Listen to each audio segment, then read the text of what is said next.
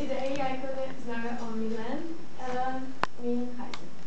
Men jeg vil snakke dansk, så jeg skal snakke om at lære et nyt sprog. Jeg tror, I kan godt forstå, hvor svært det er. Imens min første måned, jeg var næsten skyr. Men nu jeg kan forstå og snakke lidt dansk. Det er lettere at lære, når du bor i landet og prøver det.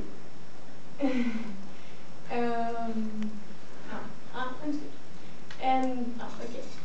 Det er lettere at lære det, når du bor i landet og prøver det, end når du går på sprogskole.